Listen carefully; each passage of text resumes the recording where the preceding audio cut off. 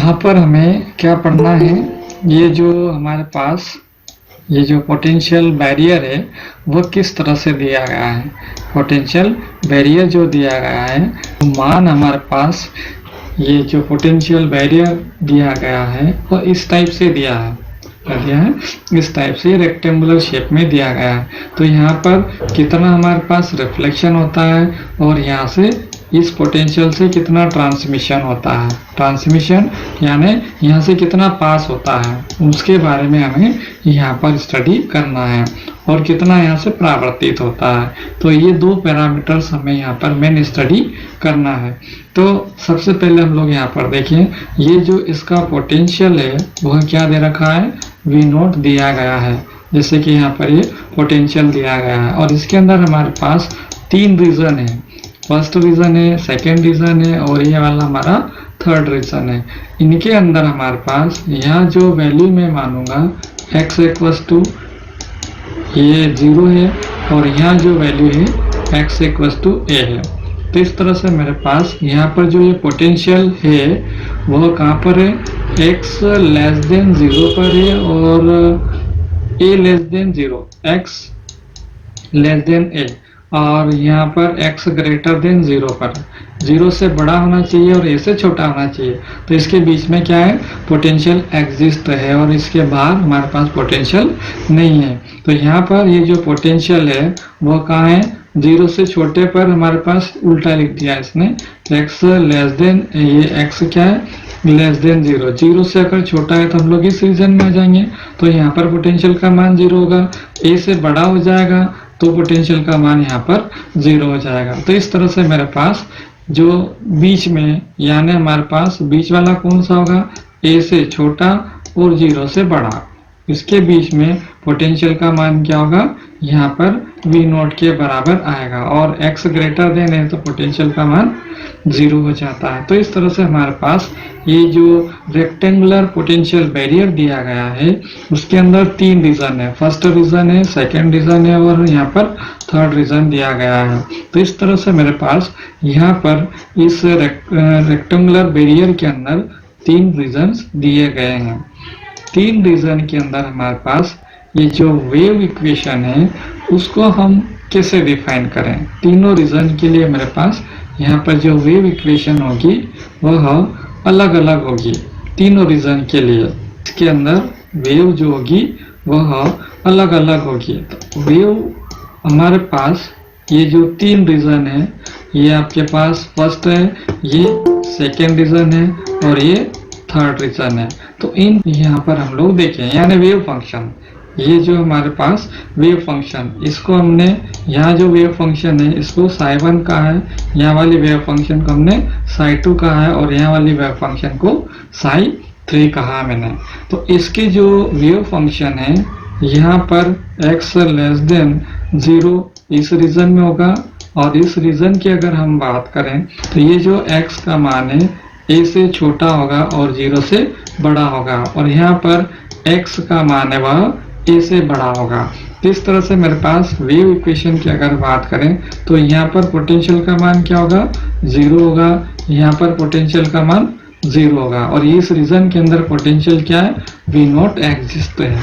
तो इस रीजन के लिए मेरे पास फर्स्ट रीजन के लिए इक्वेशन क्या होगी, ये इस तरह से हम लोग इसको लिख सकते हैं। ये फर्स्ट रीजन के लिए मेरे पास इक्वेशन क्या आएगी, इस तरह से हम लोग लिख सकते हैं। तो फर्स्ट रीजन के अंदर डेल स्क्वायर मैं यहाँ लिखूंगा नहीं, यहाँ से डायरेक्ट आपको बता दूंगा, del square psi1 by del x square plus 2m by H cross square e psi1, यानी v का मान क्या हो गया, 0 हो गया। इसी तरह से यहाँ पर क्या आएगा, आपके पास v एग्जिस्ट होगा। तो उस कंडीशन में मेरे पास इक्वेशन क्या आएगी, del square psi2 by del x square plus 2m by H cross square e minus v0। अगर मैं थर्ड रीजन की अगर बात करता हूँ तो थर्ड रीजन के अंदर मेरे पास पोटेंशियल 0 है तो पोटेंशियल क्या आएगा, यहाँ पर 0 हो जाएगा और साई क्या आ जाएगा आपके पास, del square psi3 by del x square plus 2m by H cross square E psi3। और ये किस रीजन के लिए होगा, x ग्रेटर देन a, और ये किसके बीच में होगा, 0 से a के बीच में। और ये जो इक्वेशन आएगी आपकी 0 से लेस देन के लिए हमारे पास इक्वेशंस आती है। अब यहाँ जो ये हमारे पास वेव इक्वेशन से ये जो आई है वह किस तरह से हमारे पास वैरी होती है, इनके जो सॉल्यूशन हमारे पास आते हैं वह किस तरह से हम लोग इसको सॉल्व करते हैं, इसके बारे में यहाँ पर देखें। ये जो हमारे पास इक्वेशंस हम लोग बनाते हैं, क्योंकि मेरे पास ये डिफरेंशियल इक्वेशन बन के आ गई, ये क्या आ गई आपके पास डिफरेंशियल psi1 किसके कॉरेस्पॉन्डिंग, इसके कॉरेस्पॉन्डिंग क्या आएगा आपके पास psi1 इक्वल्स टू मेरे पास यहाँ पर इस रीजन के अंदर क्या है, एक तो इंसिडेंट भी है और रिफ्लेक्शन भी है, दोनों है। यहाँ पर क्या आएगा आपके पास, ये ट्रांसमिशन भी होगा और यहाँ पर भी रिफ्लेक्शन आएगा। इस रीजन के अंदर सिर्फ ट्रांसमिशन आएगा, यहाँ पर रिफ्लेक्शन नहीं होगा। तो यहाँ पर मेरे पास ये जो इंसिडेंट है वह क्या आ गया आएगा a1 e की power i p1 x by h cross. Reflected part क्या आएगा प्लस b1 e की power minus i p1 x by h cross. तो यहाँ पर क्या आ गया, ये psi1 बन गया। इसी तरह से यहाँ से क्या आ जाएगा psi2 बनेगा। psi2 के अंदर यहाँ पर P, यहाँ जो पोटेंशियल आपके पास मोमेंटम है वो P1 है, यहाँ मोमेंटम P2 है, यहाँ वापस वही वाला मोमेंटम आ जाता है। तो यहाँ पर मोमेंटम इस रीजन की अगर बात करूं तो यहाँ पर आयाम क्या जाएगा, ये मैं आयाम चेंज करता जाऊंगा। ये a2 e की power i p2 by h x by h cross plus ये रिफ्लेक्शन वाला पार्ट इसके अंदर है, तो रिफ्लेक्शन वाला पार्ट में क्या लिखूंगा b2 e की power minus i p2 x by h cross लिखूंगा।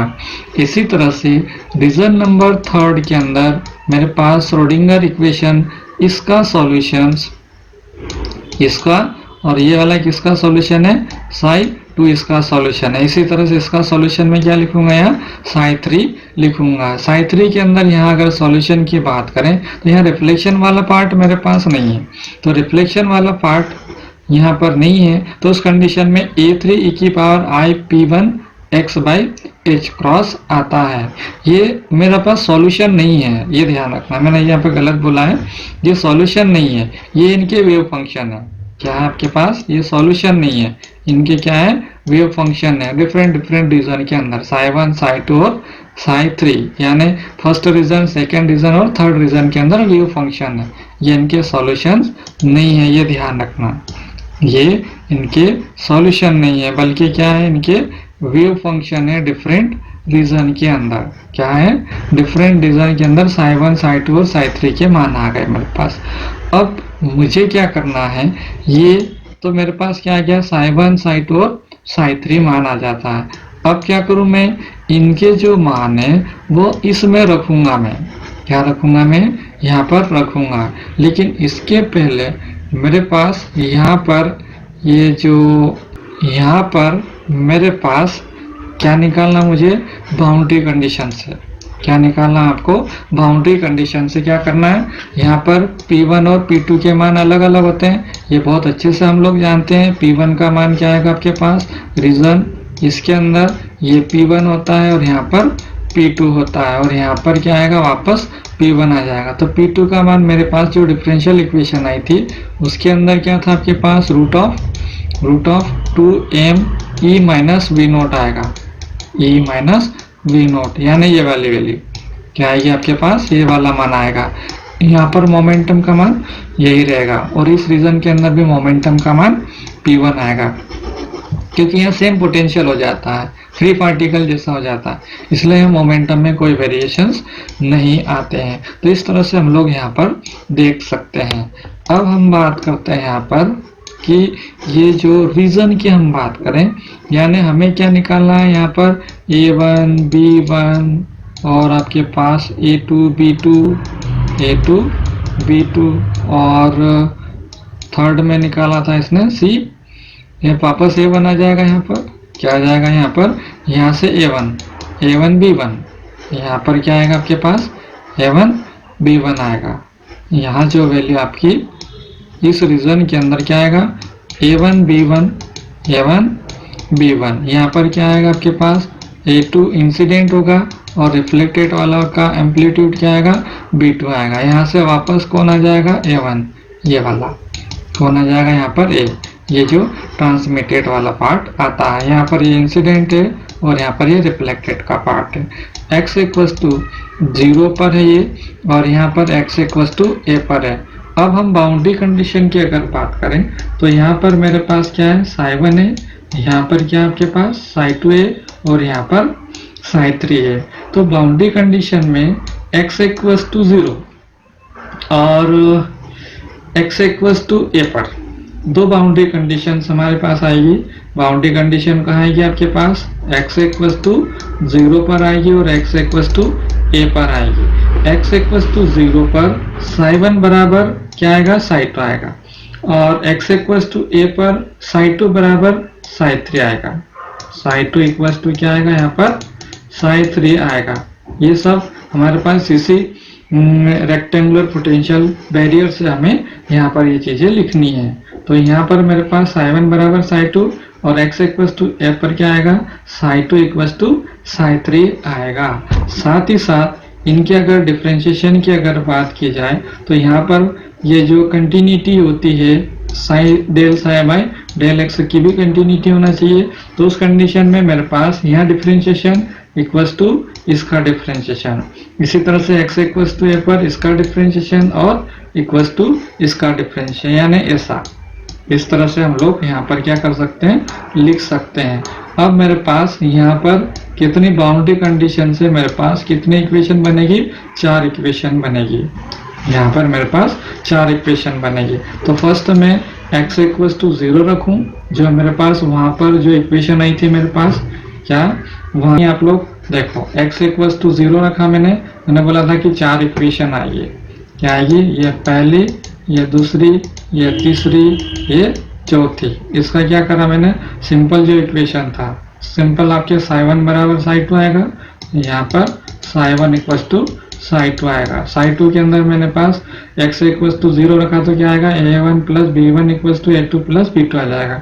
उसी तरह से मेरे पास डिफरेंशिएशन है दूसरे वाले का पार्ट, क्या है, del psi1 by del x equals to del psi2 by del x है।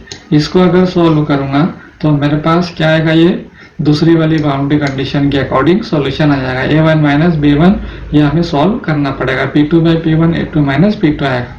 इसी तरह से थर्ड वाली इक्वेशन के अंदर हमारे पास ये आएगा, फोर्थ के अंदर ये value x equals to a रखने पर, यहाँ दोनों पर क्या है, x इक्वस टू a रखने पर, ये सिंपल वाले केसेस के अंदर और ये वाला डिफरेंशिएशन वाले केस के अंदर। तो दोनों ही केसेस के अंदर x इक्वस टू a रखा मैंने, ठीक। अब इन इक्वेशन की सहायता से मुझे a1 b1 और a2 b2 और मुझे a1 वापस इनकी वैल्यूज क्या करना है, मुझे ज्ञात करना है। इनका मान मुझे ज्ञात करने के लिए क्या करना पड़ेगा, ये जो 11 है और 12 है इनको हम लोग क्या करेंगे, सोल्व करेंगे। किसको, 11 और 12 को, इन दोनों को जोड़ दीजिए। आप क्या करें, जोड़ने को जोड़ दीजिए तो ये से ये कट जाएगा 2a1 और 2 को क्या कर दीजिए, इधर शिफ्ट कर दीजिए तो ये वाली वैल्यू आपके पास आ जाएगी, ठीक है। इसी तरह से फिर a1 का मान इसको रिटर्न कर दीजिए तो किसका मान आ जाएगा आपके पास, b1 का मान आ जाएगा। यहाँ से a1 रिटर्न कर दीजिए तो किसका मान निकाल सकते हैं हम लोग, b1 का मान निकाल सकते हैं। इसी तरह से इन दोनों इक्वेशन की सहायता से 13 और 14 की सहायता से अगेन क्या करें, इनको हम लोग माइनस प्लस है एक बार जोड़ दीजिए, जोड़ने के बाद जो मान आया उसको इसको रिटर्न कर दीजिए तो वापस किसका मान आ जाएगा, आपको b2 का मान आ जाएगा। तो सिंपल केसेस के अंदर हमने ये सिंप्लीफाई कर लिया। अब हमारे पास ये जो 15, 16, 17, 18 आया, यहाँ पर भी ये क्या है, a1 बराबर क्या है, a2 और b2 की टर्म में है, b1 बराबर क्या है, a2 और b2। तो मुझे तो क्या चाहिए, सिंगल टर्म में यहाँ पर वैल्यू चाहिए, ठीक। इन्हें हमें हटाना पड़ेगा तो क्या करूँ मैं, substituting this values of a2 and b2 in 15 and 16, a2 और b2 के मान कहाँ रख दूं मैं, यहाँ पर वापस 15 और 16 में रख देता हूँ। तो सिंप्लीफाई करने के बाद मेरे पास किसका मान आ जाएगा, यहाँ से यानी a2 का मान उठा के मैंने कहाँ रख दिया, यहाँ पर रख दिया। क्या करा मैंने, a2 का मान उठा के मैंने कहाँ रख दिया, यहाँ पर रख दिया। तो ये किसकी टर्मिनोलॉजी में सॉल्यूशन आ गया मेरे पास, A3, और यहाँ पर सिर्फ A3 का मान बचा। किसका मान बचा मेरे पास, A3 का मान बचा। इसी तरह से यहाँ से किसका मान निकालूंगा मैं, B1 का मान निकालूं, तो B1 भी किसकी टर्म में आ जाएगा, A3 की टर्म में मेरे पास सॉल्यूशन आ जाएगा। ठीक है, तो इस तरह से हम लोग क्या कर सकते हैं, A1 और B1 के मान निकाल लिया मैंने। कहाँ से, ये देखो यहाँ से मेरे पास यहाँ A1 और B1 था, अब A2 और B2 चाहिए मुझे, A2 और B2 चाहिए, तो उसको भी मैं क्या करूँगा, यहाँ पर सॉल्व करके निकालूंगा। क्या होगा ये, नाउ फ्रॉम 19 इक्वेशन से, कहाँ से, 19 से, A3/A1 क्या आ गया, A3/A1, तो A3/A1 तो ये तो यही रहेगा।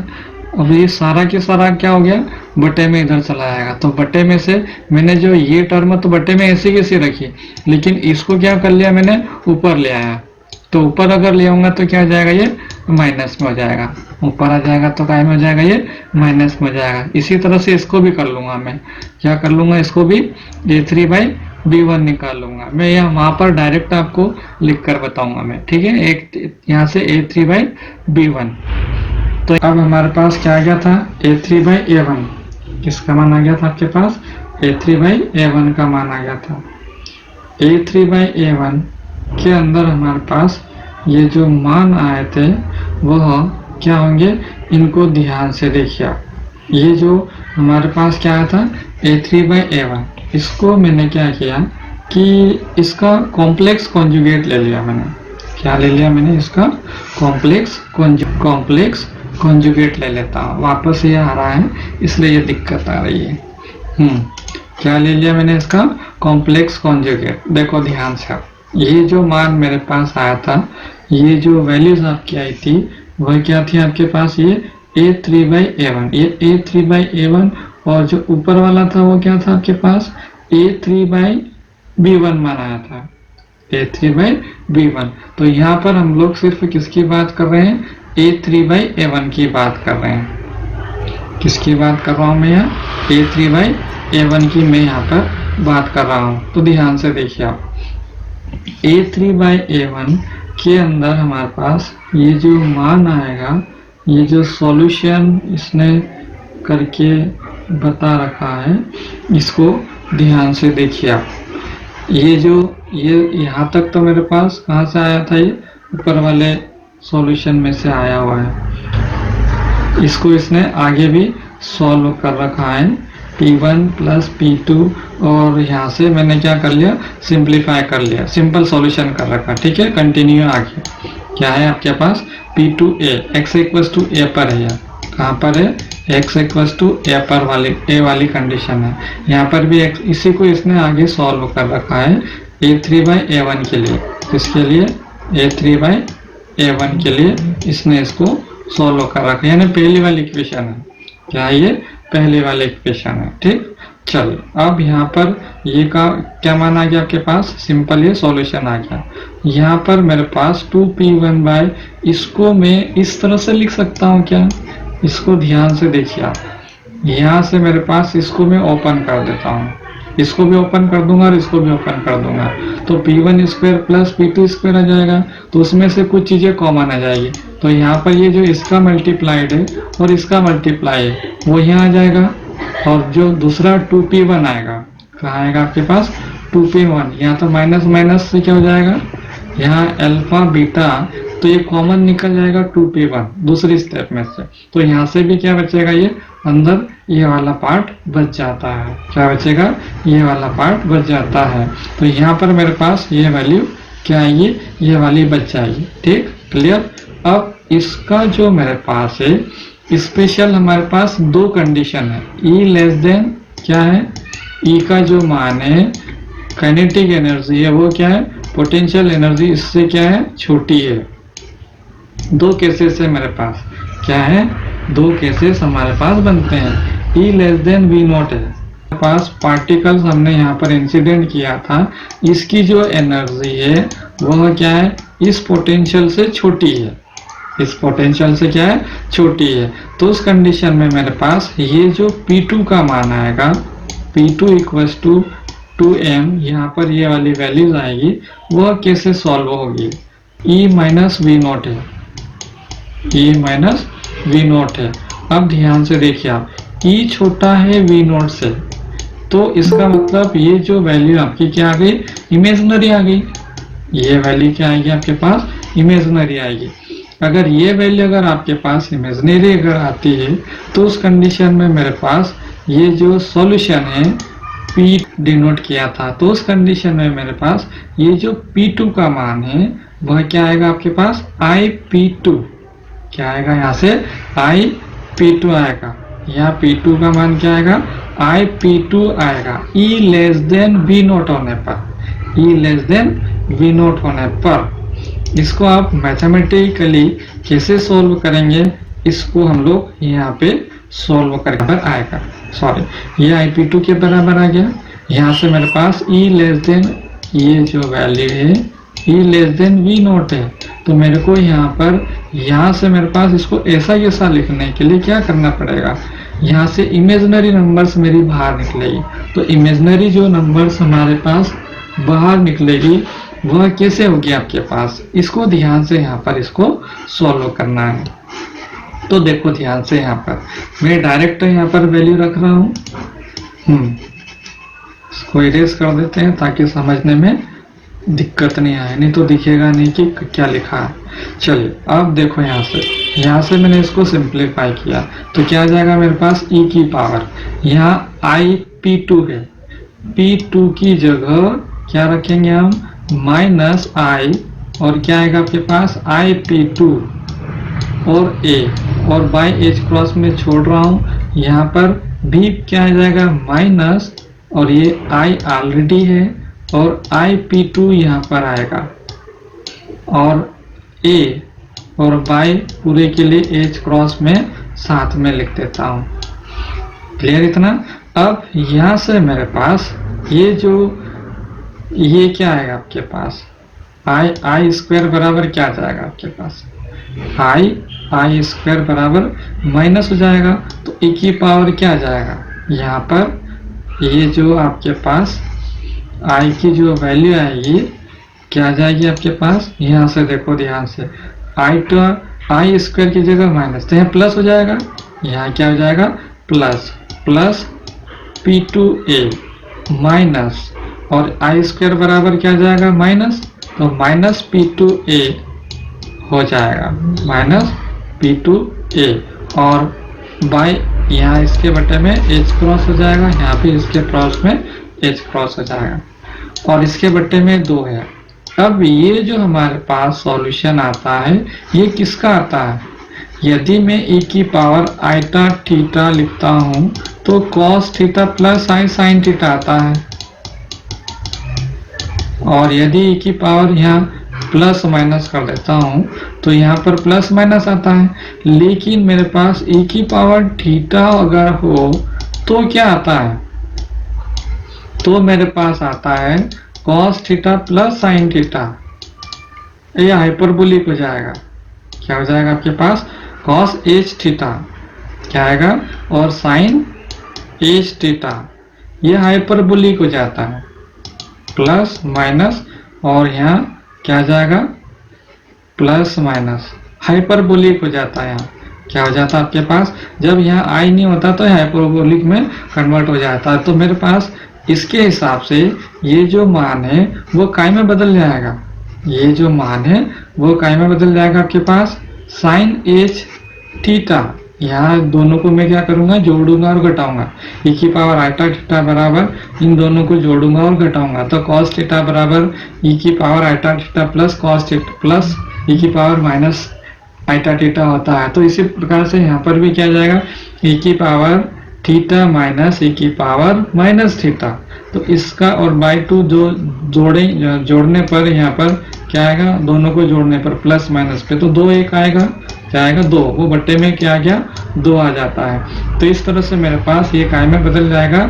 हाइपरबोलिक में। काय में बदल जाएगा? ये हाइपरबोलिक में बदल जाता है। और ये वाला भी मान काय में बदल जाएगा? ये हाइपरबोलिक में। कब? जब यहाँ पर ये E less then V note अगर होता है तो इस कंडीशन में ये हाइपरबोलिक में कन्वर्ट हो जाता है। आगे चले हम लोग। अब यहाँ पर ये हाइपरबोलिक क्लियर हो गया। तो यहाँ पर हमारे पास अब यहाँ पर क्या बचा, यहाँ पर भी ध्यान से देखिए आप, यहाँ पर भी मेरे पास ये जो P2 था इसकी जगह क्या लिखूंगा मैं, IP2। क्या लिखूंगा यहाँ पर, IP2। यहाँ पर नहीं लिखा जाएगा, यहाँ पर नहीं लिखेंगे। क्या लिखेंगे आप, यहाँ पर नहीं लिखेंगे। ये देखो यहाँ पर एज इट इज है, क्या है, एज इट इज है। अब यहाँ से मेरे पास इन्होंने क्या किया कि यहाँ से कॉस को बाहर कर लिया। यहाँ से किसको बाहर कर लिया इसने, कॉस को। कॉस अगर बाहर आ जाएगा तो कॉस ऊपर जाके काय में बदल जाएगा, ये सेक में बदल जाएगा।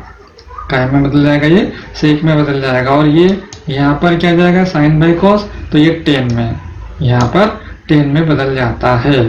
तो इस प्रकार से हमारे पास किसका मान आ गया, A3/A1 का मान है। अभी तो मैं एक ही सॉल्यूशन कर रहा हूँ, मेरे पास A3/B2 का मान भी सॉल्व करके रखा हुआ है, उसे भी हम लोग देखेंगे बाद में। तो इसको क्या करूँ मैं, कॉम्प्लेक्स कॉन्जुगेट ले लेता हूँ, कॉम्प्लेक्स कॉन्जुगेट ले लेता हूँ। तो ये स्टार लग जाएगा A3*/A1। तो इस तरह से मेरे पास जहाँ I होगा वहां पर क्या जाएगा, माइनस, तो साइन चेंज हो जाएगा। ये माइनस काय में बदल गया, प्लस में चेंज हो गया। और ये जो माइनस, ये प्लस था वो काय में बदल जाएगा यहाँ पर, ये तो बदलेगा ही नहीं, ये तो सेक के अंदर है। सिर्फ आई वाला, ई की पावर वाले बदलेंगे। कहाँ बदलेंगे, आपके पास ई की पावर आई वाले मान सारे बदल जाएंगे। माइनस होगा, आई जहाँ होगा वो बदल जाएंगे। तो यहाँ पर कहाँ, यहाँ पे नहीं बदलेगा, यहाँ पर भी नहीं बदलेगा, कहीं पर भी नहीं बदलेगा। सिर्फ कहाँ बदलेगा, यहाँ पर बदलता है। अब हमारे पास क्या निकालते हैं हम लोग, टी का मान निकालते और आर का मान निकालते हैं हम लोग। रिफ्लेक्शन कोफिशिएंट और ट्रांसमिशन कोफिशिएंट हम लोग यहाँ पर फाइंड करते हैं। तो जो ट्रांसमिशन कोफिशिएंट का फार्मूला हम लोग अच्छे से जानते हैं, मैग्नीट्यूड ऑफ ट्रांसमिटेड करंट, यानी जो ट्रांसमिटेड करंट है उसका मान कितना है, मैग्नीट्यूड उसका वैल्यू कितना है। और यहाँ पर इंसिडेंट की वैल्यू हम लोग निकालते हैं।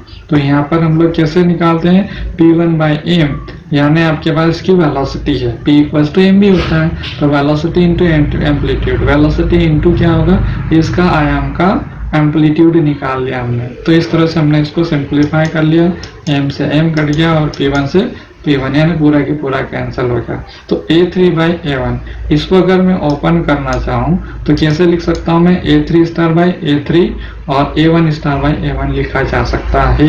क्योंकि मैंने आपको बताया था साई स्टार को आप क्या लिख सकते हैं, मॉड ऑफ साई स्क्वायर लिख सकते हैं। तो वहां पर हम लोग इस तरह से इसको भी लिख सकते हैं। ये टी का मान आ गया, किसका मान आ गया आपके पास, टी का मान आ जाता है। ट्रांसमिशन की वैल्यू आ गई, क्या आ गई आपके पास, ट्रांसमिशन की वैल्यू आ गई। अब मेरे पास A3 ये जो वैल्यूज थी आपने अभी जो ऊपर फाइंड किया था उसे क्या कर दूंगा मैं, यहाँ पर रख दूंगा, यहाँ पर रख दूंगा। तो यहाँ पर ये जो ऊपर वाला मान था A3/A1 उसकी वैल्यू रख दी मैंने, और इसमें A3/A1 का मान भी रख दिया। दोनों का मान अलग अलग मैंने सेपरेटली क्या कर दिया, रख दिया, और सिंपल क्या कर दिया, मल्टीप्लाई कर दिया। मल्टीप्लाई करने के बाद मेरे पास टी का मान आ जाएगा। इसी तरह से क्या निकालेंगे आप, आर का मान भी निकालेंगे। R = V/B1, मैंने बोला था आपको इसका मान भी हमें फाइंड करना पड़ेगा। तो इसका मान भी मैंने वहां से ऊपर जैसा कैलकुलेशन किया था वो सारी की सारी वैल्यू निकालकर यहाँ पर मैं क्या करूँगा, रख दूंगा। तो इस तरह से मेरे पास यहाँ पर क्या आ जाएगा, इसका मान आ जाएगा। अगर मेरे पास यहाँ पर ये जो बैरियर की जो थिक है, मोटाई है, इसकी जो मोटाई है वह क्या ले ली मैंने, बहुत ही ज़्यादा है। सपोज करें मेरे पास ये जो उसकी जो मोटाई है, यानी मेरे पास ए का मान क्या है, बहुत ही अगर ज़्यादा है कंपेयर टू एच क्रॉस, यानी एच क्रॉस की तुलना में क्या बहुत ज़्यादा है, ऐसा हम ठीक मान लिया। क्या मान लिया? ठीक। ठीक है, तो हम श्योर है एच क्रॉस तो बहुत छोटी वैल्यू होती है इसकी तुलना में, तो इसका मान बहुत ही ज़्यादा होगा, यानी ये जो वैल्यू है इसकी तुलना में लगभग हम लोग निग्लिजिबल मान सकते हैं। तो इस कंडीशन में मेरे पास ये जो 10H है, ये जो वैल्यूज आपकी है यहाँ पर, इसका मान कितना आएगा? लगभग 1 के बराबर। इसका मान कितना आएगा आपके पास? लगभग 1 के बराबर आता है। तो यानी हमारे पास ये जो साइन, कॉस और टेन की जो वैल्यू होती है हमारे पास, तो वहाँ पर साइन कॉस की अगर हम बात करें तो साइन 0 का मान क्या होता है? 0 होता है, क्योंकि ये 0 होते इन्फिनिटी बहुत ज़्यादा होता है। ये 10 इन्फिनिटी, और इन्फिनिटी किसका मान होता है 10 में? ये हाइपरबोलिक का वैल्यू है। क्या आपके पास? हाइपरबोलिक का वैल्यू। तो इसका जो मान है लगभग कितना आएगा आपके पास? 1 के लगभग। इसकी जो वैल्यू क्या होगी आपके पास? 1 के लगभग आती है। अगर मैं इसी में अगर सेक निकालूं, यहाँ पर क्या निकालूं मैं? सेक अगर वैल्यू निकालूं तो सेक का मान कितना आएगा मेरे पास? इसका जो मान है लगभग कितना आएगा? 2e⁻i⁵ ये जो वैल्यू हमारे पास है वह कैसे निकली हमारे पास? जैसे हम लोग कॉस थीटा या कॉस थीटा का जो मान होता है वह कितना होता है हमारे पास? e⁻i⁵ माइनस e⁻⁻i⁵/2 होता है। ये वैल्यू आपने फाइंड करी थी पहले। e⁻i⁵ बराबर cos theta plus i sin theta होता है। e⁻−i⁵ equals to cos theta minus i sin theta होता है। दोनों को हम लोग जोड़ देते हैं तो2 cos थीटा आता है और साइन वाला कैंसिल हो जाता है, तो 2 cos theta equals to like that आता है। तो यहाँ पर मेरे पास ये जो वैल्यू हमारी है, इस कंडीशन में मेरे पास अगर मैं यहाँ पर मैंने क्या किया? कॉस चाहिए। क्या चाहिए? कॉस, यानी सेक। क्या चाहिए हमें? सेक। तो ये जो इसका मान है, इसका जो मान है लगभग कितना आएगा आपके पास? इसके लगभग क्या आएगा आपके पास? इसकी जो वैल्यू होगी कितनी आएगी आपके पास? ये 2e⁻i, क्योंकि थीटा का मान तो ये काम कर रहा है, यानी 2e⁻θ। क्या आ गया आपके पास? 2e⁻i⁵, 2e⁻i⁵ के बराबर इसका मान आता है। किसका मान आता है मेरे पास? ये जो अगर 2e⁻i⁵ यानी बटे में, ये क्या है? मैंने बाई इसके भी बटे में कोस का उल्टा करूंगा तो मेरे पास क्या आ जाएगा? ये सेक हो जाएगा। सेक थीटा यानी 2 ऊपर चला जाएगा और नीचे क्या आ जाएगा मेरे पास? ये वाली टर्म आ जाएगी। ये वाली अगर टर्म आ जाएगी तो इसका जो मान है मेरे पास e⁻−i⁵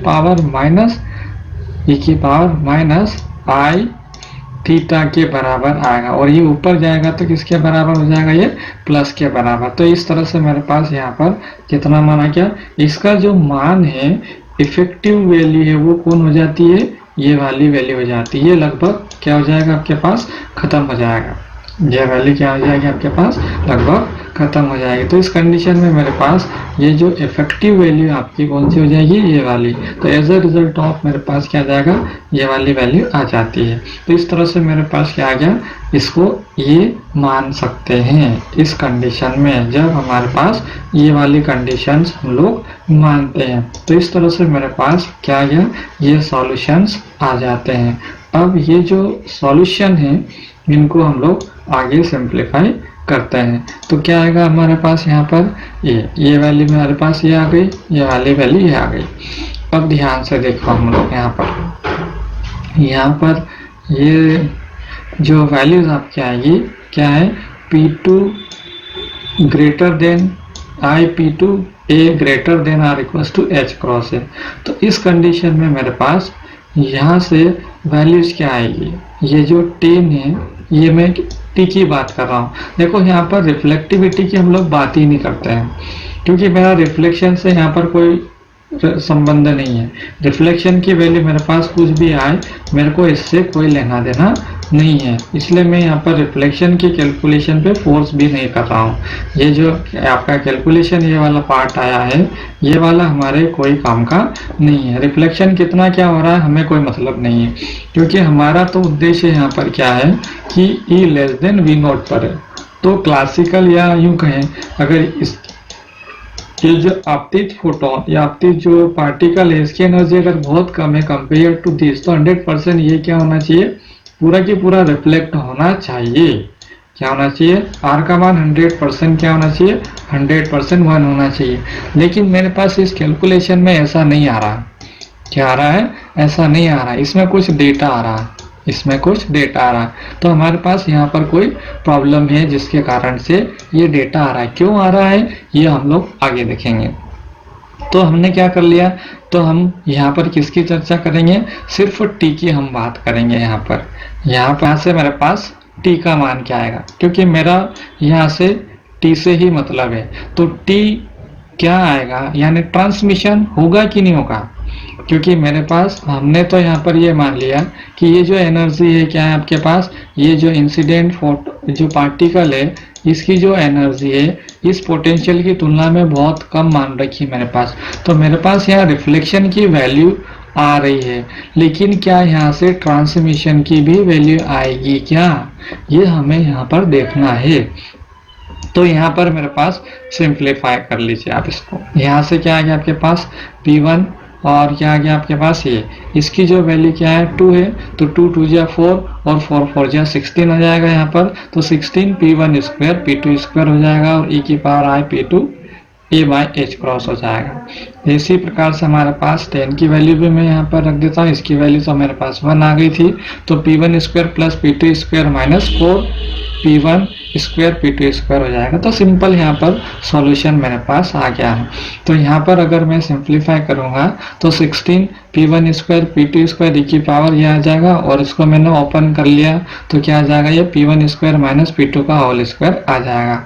तो यहाँ पर ये जो बोल रहा है कि ये जो मैंने R ऊपर कैलकुलेट किया था इसका मान, मैंने बोला था ना कि यहाँ पर रिफ्लेक्शन 100% होना चाहिए, मतलब R का मान कितना होना चाहिए, लगभग कितना आना चाहिए, 1 के लगभग आना चाहिए। तो रिफ्लेक्शन मेरे पास यहाँ प्रोबेबिलिटी उसकी 100% हो जाती है। तो मैक्सिमम उसकी प्रोबेबिलिटी, किसी भी चीज़ की प्रोबेबिलिटी 1 आती है, तो उसका जो रिफ्लेक्शन है वो 100% हो जाता है। मतलब जितना आप इंसिडेंट कर रहे हो उतना की उतना वापस रिटर्न हो जाता है। तो वो हम लोग यहाँ पर बात करते हैं। तो यहाँ पर मेरे पास ये बोल रहा है कि R का मान लगभग 1 होना चाहिए कि नहीं।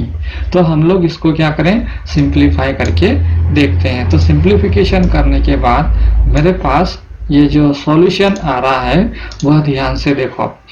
मेरे पास P1 बराबर क्या था, रूट टू एम ई था, P2 बराबर root of 2m e minus V naught था। तो ये जो वैल्यू है मैं यहाँ पर रिटर्न कर रहा हूँ। ये सारी जितनी भी वैल्यू थे मेरे पास P1 और P2 की वैल्यू क्या कर दी मैंने, इसमें रिटर्न कर दी और मैंने इसको सिंप्लीफाई कर लिया। सिंप्लीफाई करने के बाद मेरे पास T का मान आना चाहिए था 0, क्योंकि यहाँ पर ट्रांसमिशन क्या होना चाहिए, 0 होना था। ट्रांसमिशन क्या होना था, यहाँ पर 0 होना था। ये यहाँ पर कोई भी एक भी यहाँ जो हम लोग फोटो, ये जो हम लोग इलेक्ट्रॉन इंसिडेंट कर रहे हैं, पार्टिकल इंसिडेंट कर रहे हैं, तो ये एक भी यहाँ से पास नहीं होना था, यहाँ से पास नहीं होना था। लेकिन मेरे पास ये जो ट्रांसमिशन है उसकी वैल्यू मेरे पास फाइंड हो रही है। इसका मतलब ये 0 के बराबर नहीं है। इसका मतलब यहाँ पर हमारे पास ये रिजल्ट निकल कर आता है कि क्वांटम मैकेनिक्स के अकॉर्डिंग हमारे पास ये जो पोटेंशियल दिया गया है V नॉट, इसमें से यदि हम लोअर एनर्जी, यानी ये जो पोटेंशियल दिया गया है इससे भी कम एनर्जी का यदि पार्टिकल यहाँ पर इंसिडेंट करते हैं, तो ये जो पार्टिकल है क्या होंगे, यहाँ से ट्रांसमिट हो जाते हैं। यहाँ से क्या हो जाएंगे, आपके पास ट्रांसमिट हो जाते हैं, यहाँ से निकल जाते हैं। यहाँ से क्या हो रही है, निकल जाते हैं। ये हमारे पास थ्योरी कहती है। क्या आती है आपके पास, ये जो फार्मूला आया है वो हमें ये कहता है कि क्वांटम मैकेनिक्स के अकॉर्डिंग यहाँ पर ये जो कुछ पार्टिकल, क्योंकि हमारे पास यहाँ जो हम लोग इंसिडेंट करते हैं लाखों की तादाद में होते हैं, जिसको हम लोग क्या कहते हैं, पार्टिकल कहते हैं। और पार्टिकल क्या होते हैं, फोटोन की टर्म में भी हो सकते हैं, इलेक्ट्रॉन की टर्म में भी हो सकते हैं, 2He4 की टर्म में भी हो सकते हैं। ये सारे के सारे क्या है, वेव फॉर्मेट में है। लेकिन इनकी जो एनर्जी है वो क्या है, कंपेयर टू दिस क्या है, बहुत कम है। लेकिन फिर भी ये क्या हो जाते हैं, क्लासिकल मैकेनिक्स के अकॉर्डिंग तो यहाँ पर कोई भी पार्टिकल ट्रांसमिट नहीं होगा, कोई भी यहाँ से आगे नहीं जाएगा। लेकिन क्वांटम मैकेनिक्स के अकॉर्डिंग क्या कहता है कि यहाँ पर ये जो है पार्टिकल्स है यहाँ से निकल कर जा रहे हैं। तो हम यहाँ पर इस तरह से हम लोग यहाँ पर ये कह सकते हैं कि यहाँ पर कुछ पार्टिकल है जो कि क्या, ये जो हमारे पास क्या इंडिकेट कर रहा है, यहाँ जो वैल्यूज हमारे पास ये जो आ रहा है रिजल्ट, वो क्या कह रहा है हमें कि यहाँ पर ये जो ट्रांसमिशन कोएफिशिएंट है, ये इसकी जो प्रोबेबिलिटी है ट्रांसमिट या पेनिट्रेट होने की संभावना 101% है, 101% है, पेनिट्रेट होगा ही होगा, यानी उसमें से बाहर निकलेगा ही निकलेगा। तो इस प्रकार से हमारे पास इस प्रकार के फिनोमिना को हम लोग क्या कहते हैं, टनलिंग इफेक्ट। इसको क्या बोलते हैं हम लोग, टनलिंग इफेक्ट। और टनलिंग की जो फिनोमिना, अब हमारे पास यहाँ पर ये जो टनलिंग की जो फिनोमिना हुई है उसे हम कहाँ पर अप्लाई करें, किस जगह हम लोग इसको अप्लाई करते हैं, इसके बारे में यहाँ पर देखेंगे। तो ये जो एप्लीकेशन की अगर हम बात करते हैं तो यहाँ कहाँ पर हम लोग इसको अप्लाई करते हैं, इसकी हम लोग यहाँ पर चर्चा करेंगे। तो ये जो हमारे पास अभी हमने देखा कि यदि मेरे पास क्वांटम मैकेनिक्स के अकॉर्डिंग, यदि मेरे पास ये जो कोई पार्टिकल्स जिसकी एनर्जी है वह कितनी है, ये जो बैरियर है उसकी तुलना में बहुत कम है, तो भी उस कंडीशन में वह क्या कर रहा है, उसको पार करके निकल जाता है। क्या ऐसी घटना फिजिक्स के अंदर होगी कि नहीं है, या कहाँ पर हम लोग इसको अप्लाई करते हैं, इसके बारे में यहाँ पर देखें। तो यहाँ पर एक एग्जाम्पल्स ले रखा है किसका, अल्फा पार्टिकल का। यहाँ पर एक एग्जाम्पल्स किसके थ्रू समझा रखा है इसने, एक अल्फा पार्टिकल से समझा रखा। क्योंकि हमारे पास अल्फा पार्टिकल्स है वह कहाँ से निकलता है, न्यूक्लियस में से निकलता है। तो न्यूक्लियस में से ये जो अल्फा पार्टिकल्स निकलता है, क्या यह यहाँ से बाहर निकलेगा, तो कैसे निकलेगा, क्योंकि अल्फा पार्टिकल की आपने लास्ट टाइम इसके अंदर ये जो हमारे पास अल्फा पार्टिकल्स है ये यहाँ से बाहर कैसे निकलता है, यहाँ से ये बाहर कैसे निकलता है, जबकि न्यूक्लियर जो फोर्स रहता है वो तो बहुत स्ट्रॉन्ग होता है।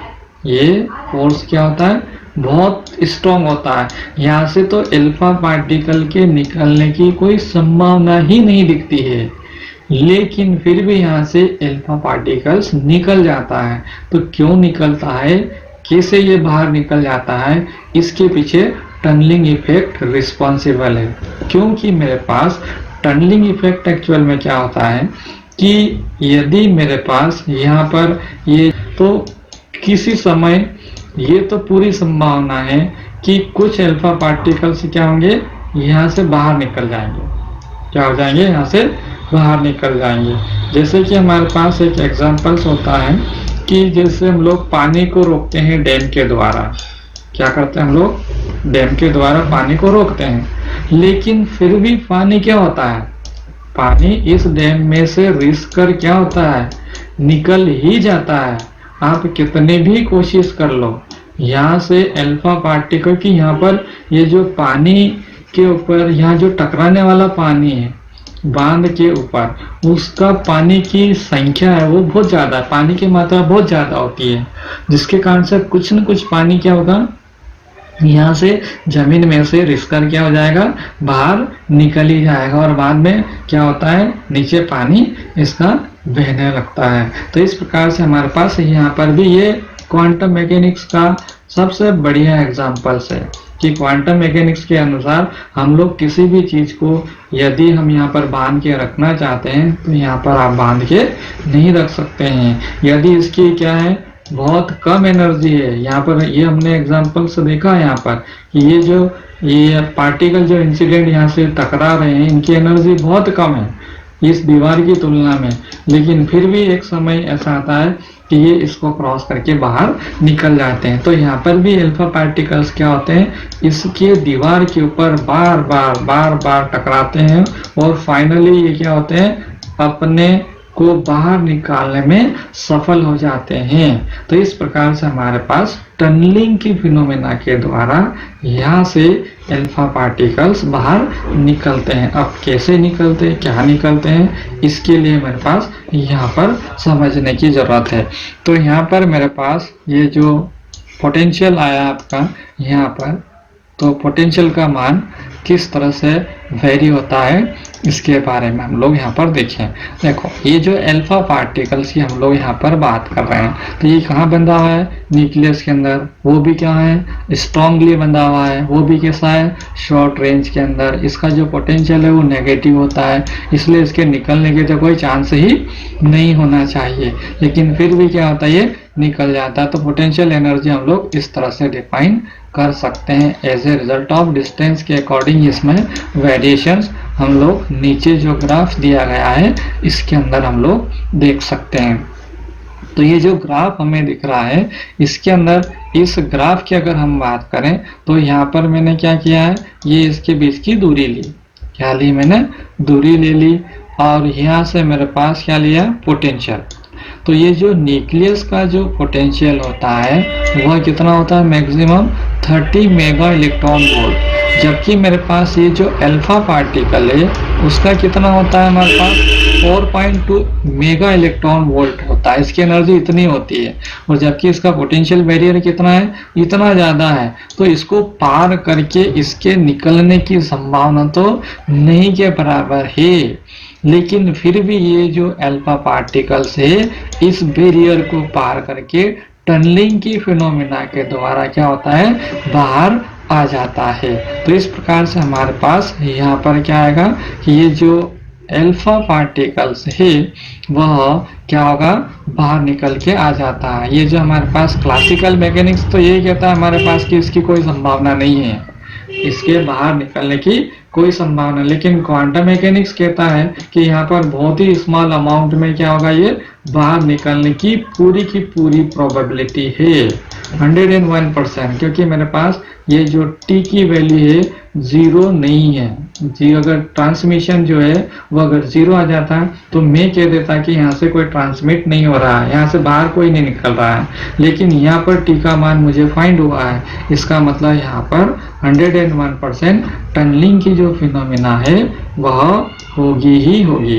तो कैसे होगी, क्या होगी, इसके लिए हम लोग मैथमेटिकल कैलकुलेशन की यहाँ पर बात करते हैं। जनरली हमारे पास ये जो न्यूक्लियस का जो रेडियस होता है वह कितना होता है, 10⁻⁻14 मीटर होता है, 10⁻⁻14 मीटर। अब ये अल्फा पार्टिकल तो ये न्यूक्लियस के अंदर ही होगा, और उसकी जो वेलोसिटी कितनी होती है, लाइट की वेलोसिटी के बराबर, यानी 10⁻7 मीटर पर सेकेंड होती है। अगर हम इसके पर सेकेंड कोलाइड की बात करें, therefore alpha particle will be strike, ये क्या होगा, ये जो न्यूक्लियस में अल्फा पार्टिकल है ये इससे टकराएंगे, ये इसके क्या करेंगे, टकराएंगे। तो पर सेकेंड ये जो है कितने टकराते हैं, 10⁻21 10⁻21 अल्फा पार्टिकल्स क्या करते हैं पर सेकेंड, वो भी कितने, पर सेकेंड 10⁻21 अल्फा पार्टिकल्स क्या करते हैं, इससे टकराते रहते हैं। इसका मतलब तो ये बहुत ज्यादा तादाद में हो गए, तो इनके बाहर निकलने की क्वांटम मैकेनिक्स के अकॉर्डिंग 101% प्रोबेबिलिटी है। तो उसके अकॉर्डिंग इनके बाहर निकलने की जो प्रोबेबिलिटी है, p का मान है वह कितना आएगा, यहाँ पर P इक्वस टू यहाँ जो प्रोबेबिलिटी होगी P इक्वस टू कितना और कितना टाइम लगता है, ट्रांसमिशन कितना है, T की वैल्यू कितनी है वह हमने पहले निकाल रखी है। तो यहाँ पर हमारे पास कितने उससे कोलाइड कर रहे हैं, तो उसमें से कितने ट्रांसमिट हो सकते हैं, ट्रांसमिट कितने हो सकते हैं, ये इससे हम लोग मल्टीप्लाई करके निकाल सकते हैं, उसकी प्रोबेबिलिटी निकाल सकते हैं कि कितने निकल सकते हैं, उसको हम लोग फाइंड कर सकते हैं। तो यहाँ पर हमने क्या करा, ये जो स्टैंडर्ड जो वैल्यूज है उनको मैंने पुटअप कर दिया और सिंपल कैलकुलेशन करा मैंने। जैसे न्यूक्लियर एक एग्जाम यूरेनियम का ही हम लोग एग्जांपल्स ले रहे हैं, वहीं से हमारे पास ये अल्फा पार्टिकल निकल रहा है, इस तरह से मैंने एग्जांपल्स लिया। तो उसके लिए मेरे पास ये देखो, इसकी एनर्जी कितनी होती है 4.2 मेगा इलेक्ट्रॉन वोल्ट और पोटेंशियल कितना होता है 30, और पार्टिकल जो अल्फा होता है उसका मास कितना होता है 4 क्रॉस 1.6 क्रॉस 10⁻⁻27 kg के बराबर इसका क्या होगा, मास होगा अल्फा पार्टिकल का। तो इस तरह से मैंने क्या कर लिया, फाइंड एच क्रॉस की वैल्यू ये होती है।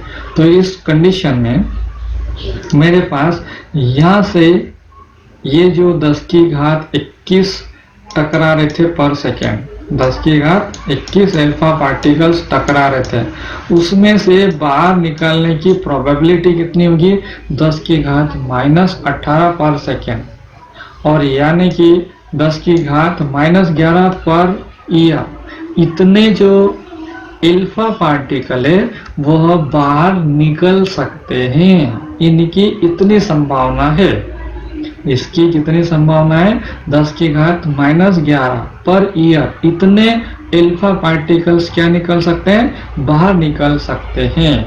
जबकि हम जानते हैं कि average life of the nucleus, ये जो यूरेनियम है उसकी लाइफ कितना होता है, आपके पास लाइफ टाइम होता है वो कितना होता है 10⁻11 साल, यानी ये जो है यूरेनियम 10⁻11 साल तक अल्फा बीटा गामा रेडिएशन को क्या करता है, इमिट करता रहता है 10⁻11 साल तक।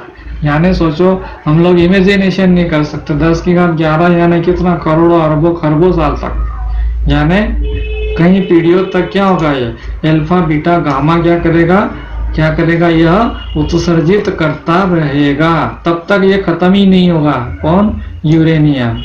कभी भी यूरेनियम को खत्म करना इतना आसान नहीं है। तो यहाँ पर हमारे पास ये क्या करेगा, इतने वर्ष तक जिंदा रहेगा और क्या करेगा, अल्फा बीटा गामा पार्टिकल्स को क्या करेगा, उत्सर्जित करता रहेगा। हम अल्फा की कर रहे हैं तो अल्फा पार्टिकल को ये इमिट करता रहेगा। But experimentally average life time of the nucleus कितनी होती है, ये तो और ज्यादा कह रहा है 10⁻19 वर्ष।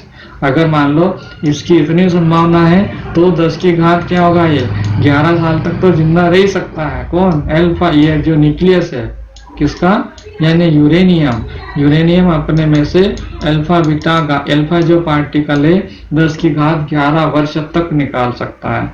यानी उस समय तक उस एरिया को क्या करता रहेगा, ये इफेक्ट करता रहेगा। तो यहाँ पर न्यूक्लियस जो हमारे पास एक्सपेरिमेंटल डेटा है वो तो कहता है कि 10⁻19 साल तक रहता है। 10⁻19 साल यानी कोई इमेजिनेशन नहीं कर सकता। This theory explains alpha decay only qualitative, not theoretical, not experimental। क्या है यह, एक्सपेरिमेंटल जो डेटा है वो 10⁻19, लेकिन फिर भी ये जो एक्सप्लेनेशन है लगभग इसको पूर्णतः क्या करता है, यहाँ पर हमारे पास एग्जैक्टली नहीं, barrier is not exactly rectangular shape.